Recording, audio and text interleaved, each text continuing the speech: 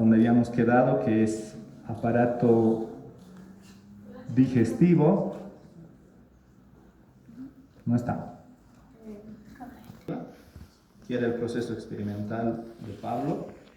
Vamos a continuar con deglución.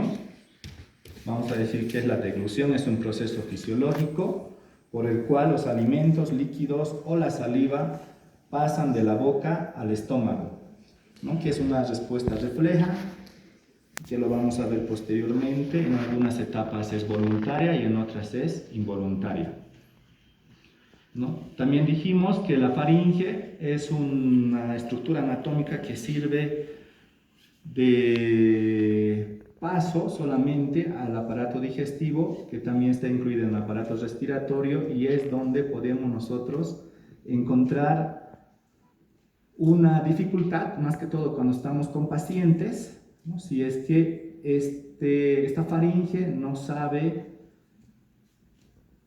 dividir, ¿no?, todo lo que es alimentos y todo lo que es aire, ¿no? Si por alguna razón el aire o los alimentos, perdón, quieren ingresar hacia la tráquea, nosotros empezamos a toser.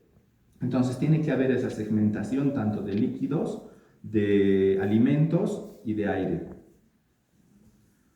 Esta deglución se divide en etapas según las regiones que atraviesa, y son tres: una que es la etapa voluntaria, otra que es la faringia, ¿no?, y la última que es la esofágica. Vamos a tocar la voluntaria, ¿no?, que también es la que atinge a todo lo que vamos a ver todos los días, que es la boca, ¿no?, cuando el bolo se transforma en la boca y se empuja hacia la faringe por acción de la lengua. Eso tenemos que saber bien que es la única etapa voluntaria, ¿no? Cuando nosotros queremos introducir el bolo alimenticio hacia la faringe, nosotros lo vamos a hacer de forma voluntaria. La siguiente etapa es la etapa faringea, que esta ya es automática. Es cuando el bolo alimenticio atraviesa la faringe hacia el esófago gracias a contracciones musculares. ¿Cómo pasa esto? El paladar blando se eleva, los pliegues palatofaringeos guían al bolo hacia la faringe y las cuerdas vocales se cierran, y la epiglotis se inclina hacia el alimento para que entre hacia la tráquea. Esto aproximadamente dura 1 segundo. ¿Se ve bien ahí o apagamos las luces de atrás más? ¿Se ve? ¿No? La etapa que igual es automática, que es la etapa esofágica, ¿no?, que se produce gracias a dos tipos de peristaltismos, que es el primario y el secundario. No se olviden que el peristaltismo son contracciones y dilataciones involuntarias que se producen en el aparato digestivo, y gracias a esta es porque atraviesan el bolo alimenticio desde la boca hasta el ano. Vamos a ver al estómago, que es un órgano muy importante y que desde el punto fisiológico se divide en dos, que es el cuerpo y el antro. Pero anatómicamente se divide en 5. Esta que es el cardias, que es la parte inicial por donde ingresan los alimentos, el fondo, que es la parte superior, el cuerpo, que es la parte más grande, el antro, que es la parte inferior, y el píloro, que es el que conecta al duodeno. Entonces, pero desde el punto fisiológico, ¿por qué la clasificamos solamente en 2? Porque estas dos partes son las que producen el mayor funcionamiento y están encargados de que el estómago funcione de forma correcta. Vamos a ver la relajación distal del estómago, que es la parte que está junto al píloro, ¿no?, que es esta parte, ¿no?, que cuando entra el bolo al estómago, la onda peristáltica desde el esófago activa una relajación previa del estómago y del duodeno. Esto permite recibir al alimento sin resistencia ni presión. ¿Qué quiere decir esto? Cuando el alimento ingresa al estómago, desde el cardias, nuestro estómago se dilata, ¿no?, se ensancha, y eso permite que el estómago reciba sin ningún problema a los alimentos. En condiciones normales se producen 2.400 degluciones al día, con ondas peristálticas que avanzan a 4 centímetros. No se olviden que todas estas ondas peristálticas suceden en todo el aparato digestivo gracias a los músculos que tenemos en todo este aparato digestivo. Decimos que el estómago tiene 3 funciones fundamentales, que es el de almacenar grandes cantidades de alimentos, de mezclar estos alimentos con secreción gástrica formando equimo y que vacía progresivamente el contenido hacia el intestino delgado para que ya todos los alimentos que hemos ingerido sean absorbidos a través del intestino delgado y pase posteriormente a nuestro aparato circulatorio. Vamos a ver las glándulas del estómago, que son 2 básicamente, que son las gástricas o oxínticas, que secretan el ácido clorhídrico, el pepsinógeno y el factor intrínseco y el moco, que protegen a nuestro estómago, ¿no? Y son las más exuberantes y están en mayor cantidad, casi son el 80%, ¿no? Y se encuentran en el cuerpo y el fondo, y las pilóricas, que secretan principalmente moco, que nos sirve de protección, y están ubicadas principalmente en la porción antral. Vamos a ver que esta secreción de las glándulas gástricas o oxínticas están dadas por 3 células, que son las mucosas del cuello, ¿no? Que se encuentran en esta parte, las mucosas del cuello, las pépticas, y las células parietales u oxínticas, que se encuentran en esta parte media, y las parietales, que se encuentran en la parte inferior. Vamos a hablar del ácido clorhídrico, que es muy importante, que todos de seguro hemos palpado o hemos sentido, ¿no? Que es ese sabor amargo cuando nosotros vomitamos, ¿no? Entonces el alimento vuelve nuevamente hacia nuestra boca y es ese sabor amargo, ese es el ácido clorhídrico, que por cierto tenemos que tener mucho cuidado, y aquellos pacientes que sufren regurgitaciones constantes tenemos que recomendarles que se laven los dientes, porque este ácido clorhídrico es muy contraproducente para el esmalte de nuestros dientes, ¿no? Se libera por las células parietales y es esencial para convertir el pepsinógeno en pepsina, que es una enzima muy activa a nivel del sistema digestivo, del aparato digestivo. Vamos a hablar del pH gástrico y del volumen, ¿no? Decimos que en el estómago se produce un promedio de 1500 ml de jugo gástrico en 24 horas, y este jugo gástrico, ¿no? En el estómago tiene un pH entre 1.0 y 3.5, que es muy ácido, y en el duodeno ya sube un poquito más, que es de 2.0 a 4.0, y en el resto del duodeno ya se va haciendo más básico y es de 6.5. Vamos a hablar de la motilidad y el vaciamiento gástrico. Como ya dijimos anteriormente, ¿no? El estómago se relaja por un reflejo y se produce ondas peristálticas, se mezcla el estómago los alimentos en el estómago y luego van pasando hacia el duodeno, ¿no? Se dice que estas ondas peristálticas tienen una frecuencia de 3 minutos y son coordinadas por la onda gástrica lenta. Ya vamos a tocar este tema, ¿no? Vamos a ver qué son las ondas gástricas lentas. Son movimientos rítmicos que ayudan a coordinar la digestión. Se presentan cada 20 segundos aproximadamente, ¿no? Las contracciones del hambre ocurren cuando el estómago ha sido vaciado totalmente y están vaciados por mucho tiempo. Son intensas y pueden formar una contracción peristáltica entre 2 a 3 minutos. Dice que se asocia al inicio del ayuno. Estas contracciones del hambre, seguro todos lo hemos sentido, es cuando nuestro estómago está muy vacío y empieza a sonar, ¿verdad? Entonces estas ondas nos dan a entender de que el estómago está vacío y se producen estas ondas. Y también el ejemplo más claro es cuando se distiende el estómago. No sé si aquí las chicas hacen eso, pero yo veo que las amigas de mi hijo hacen eso. Cuando tienen una fiesta, evitan comer, ¿verdad? Porque la pancita se les hincha o se les dilata. ¿Sí? ¿Tú haces eso? ¿No? Para que les entre el vestido y estén con un vestido bien pegadito. Entonces es el claro ejemplo que el estómago se dilata cuando siente ingresar los alimentos, ¿no? La regulación de la motilidad y la excreción gástrica están dados por dos controles, que es el nervioso y el hormonal.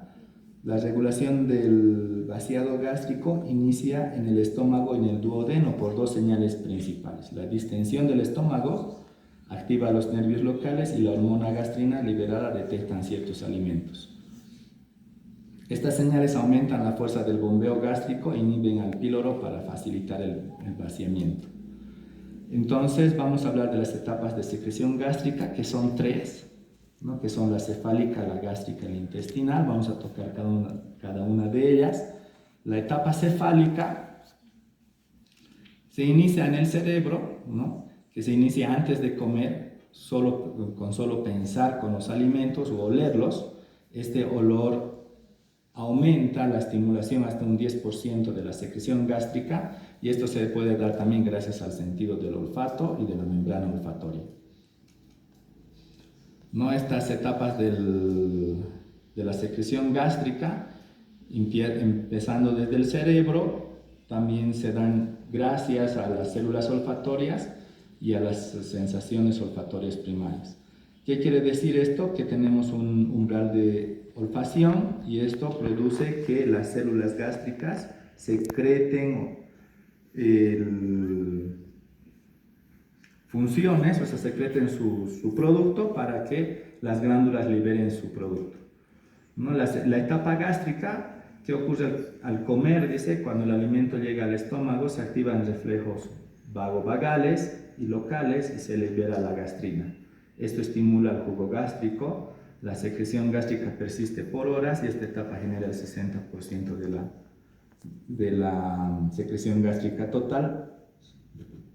Esta es la más importante, la etapa gástrica, porque es donde se secreta casi el 60% y es la necesaria para que nuestro estómago y todo nuestro aparato digestivo funcione de manera correcta.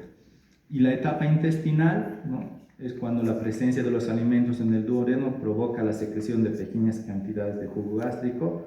Además, se inicia la inhibición progresiva de la secreción gástrica. ¿Qué quiere decir esto?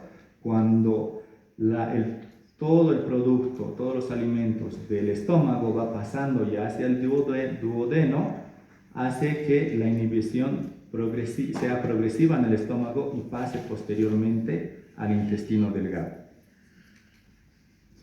Vamos a saltar esto y vamos a hablar del páncreas, ¿no? Que es un órgano muy importante que tiene tres partes, que coadyuva a la digestión de los alimentos.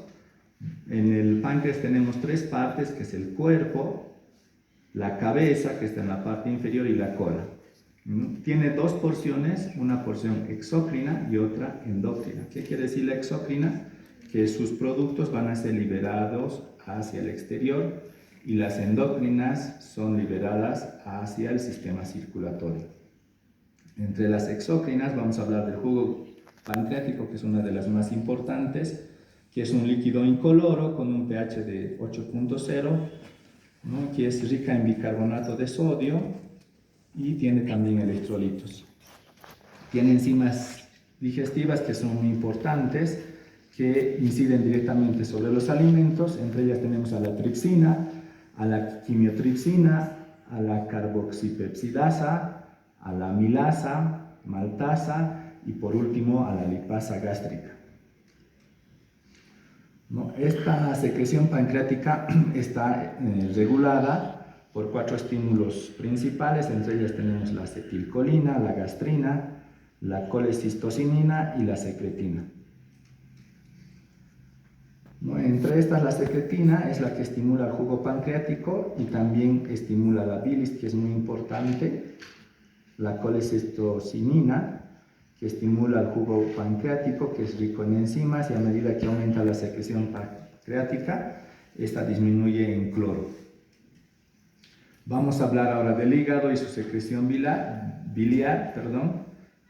Como todos ya sabemos, el hígado es una de las glándulas más importantes del cuerpo humano, es una de las más grandes y tiene muchas funciones, entre ellas la formación de la bilis, que la vamos a ver, el almacenamiento de carbohidratos, producción de cuerpos cetónicos, metabolismo de lípidos, desintoxicación de sustancias, formación de proteínas plasmáticas, formación de urea y producción y conjugación de hormonas. Como han visto, tiene muchas funciones, es un órgano para el aparato digestivo preponderante, y entre ellas tiene la vesícula biliar, ¿no?, que está regida por el hígado, que su principal función es la secreción de la bilis. La bilis es un líquido de color amarillento, verdoso, producido por el hígado, y es un producto de excreción y de secreción, ¿no? ¿Por qué es de excreción? Porque elimina pigmentos biliares como la bilirrubina y sustancias tóxicas. Esto ya lo hemos visto en prácticas, ¿no? La bilirrubina es un producto de los eritrocitos viejos, de la destrucción de la hemoglobina, y la secreción, ¿no?, que contiene las sales biliares para la digestión de grasas, que las emulsiona. ¿Qué quiere decir que las emulsiona? No que las digiere ni las procesa, sino el proceso de emulsificación quiere decir que las reduce en partículas más pequeñas de grasa. Es por eso que las personas que ya no tienen bilis evitan consumir alimentos con mucha grasa. ¿Cuál es la ruta de la bilis? Es producida de forma continua por el hígado y se almacena en este saquito que todos ya conocemos, que seguro muchos familiares, que mayormente se dice, ¿no? Pero no es rígido este parámetro, que todos nuestros parientes o familiares o papás que son renegones ya no lo tienen, ¿no? Porque es bien común extraer la bilis, ¿no? Pero es donde se acumula la bilis, que es el líquido, que es la vesícula biliar, que está regulada por el esfínter de Oddi, y esta entra al duodeno cuando se necesita durante la digestión, ¿no?, y es estimulada por la hormona colecistocinina. Vamos a tocar este tema también, que es importante, de las sales biliares y su función, ¿no?, que son mezclas de sales sódicas derivadas de los ácidos biliares. Se forman por la unión de la taurina y la glicocola, se conjugan para formar ácidos biliares tauroconjugados y ácidos biliares glucoconjugados. La función clave es intervenir en la digestión y absorción de grasas y colesterol. Aquí vamos a ver una patología muy común, que es la ictericia, que se da, ¿no?, que proviene de la acumulación de la bilirrubina en sangre, que es una coloración amarillenta de la piel y mucosas por exceso de bilirrubina, ¿no? Los valores normales están entre 0.5 miligramos por 100 ml, y en la ictericia tenemos un valor que supera los 1.5 miligramos por 100 ml. Las causas más frecuentes es la ictericia hemolítica, que destruye excesivamente a los glóbulos rojos, y la ictericia obstructiva, que obviamente es por obstrucción de los conductos biliares. Las funciones de la vesícula biliar básicamente son dos, que es almacenar y concentrar la bilis, que es producida en el hígado, y liberar la bilis al intestino delgado para que nos ayuden a emulsificar las grasas. En las funciones de la digestión podemos ver que, como ya dijimos, es la emulsificación de grasas, la formación de micelas, ¿no? ¿Qué son las micelas? Son pequeños complejos de grasa, ¿no?, que dicen que ayudan a la absorción de ácidos grasos monoglicéridos, como el colesterol y otros lípidos, formando pequeños complejos llamados micelas. Son partículas más pequeñas de grasa. Esta nuevamente se absorbe, eso es lo más característico de esta parte, ¿no?, que se absorbe en el intestino y vuelve al hígado por la vena porta para ser nuevamente secretada a este proceso, y se llama circulación enterohepática.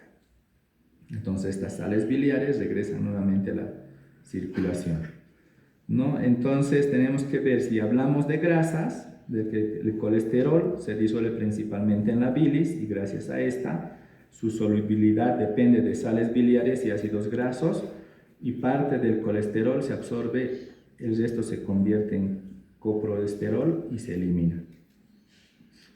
Y vamos a ver los pigmentos biliares, que son dos. Uno que le da el color verde, que es la biliverdina, y otra que le da el color amarillo, que es la bilirrubina. Y vamos a terminar hablando del metabolismo de la bilirrubina, que son tres, que es la lenta, que se metaboliza en 130 días, proviene de los eritrocitos envejecidos, ¿no?, de la destrucción de la hemoglobina, y conlleva un 80-85% del total. La bilirrubina rápida o de Shunt, que proviene de eritrocitos jóvenes, esto es debido a hemorragias, anemias perniciosas, talasemia, porfiria e hiperbilirrubinemia, donde existe destrucción de eritrocitos intramedulares. Y esto dura 3 a 5 días. Y la ultra rápida, que dura de 2 a 24 horas, que está representada por compuestos eritrocíticos como las catalasas, peroxidasas y citocromos. Entonces vamos a quedar aquí y la próxima clase ya entramos al intestino delgado, que sería la última parte, y con eso terminamos todo lo que es intestino, aparato digestivo. Hemos tocado en la primera parte aparato respiratorio y esos son los dos temas del tercer parcial. Terminada la próxima clase, el próximo lunes, la parte teórica de estos dos temas, ya vamos a fijar fecha para dar el tercer parcial, que es bien bonito y es poquito, como han visto, es bien llevadero, y no se olviden de estudiar siempre la parte que nos interesa más, en la parte clínica y práctica de lo que es nuestra carrera, que es todo lo que es más importante y más fisiológico. Ya les agradezco por haber